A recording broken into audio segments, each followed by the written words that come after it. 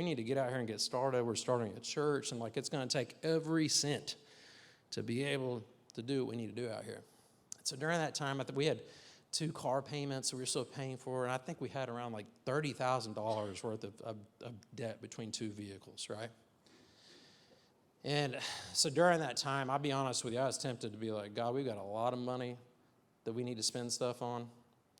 Yeah, we got a lot of needs. And I was tempted in those moments to be like, you know, would it still count if my tithe just kind of went towards paying off this debt? Because I'm going to go do this thing for you, God, right? So like maybe we can make a little deal, a little bargain here and whatever it might be. And I was so tempted because fear sets in. You're like, I need to put food on the table for my family, right? Has anybody been there, right? I've got to make sure that our needs are met and all that kind of stuff. And I was just really challenged in that moment when it came to my faith and finances and what God promises. But I knew deep down, I'm like, I've got to have God's blessing for any of this to work.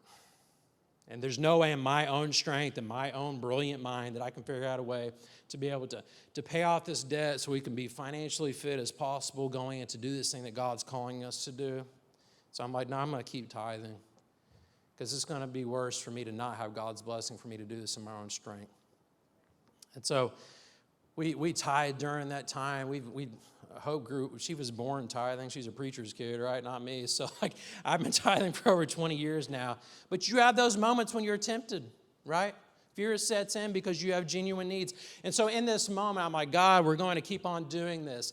And because we were faithful to be able to put God to the test at His promise and just say, God, you're going to have to come through on this. We're going to test you with this, and we're going to test your faithfulness. And I promise you from all different types of way, God provided different finances and different ways and different opportunities to be able to pay off all that debt. I'm talking about $30,000 worth of debt in like 4 months.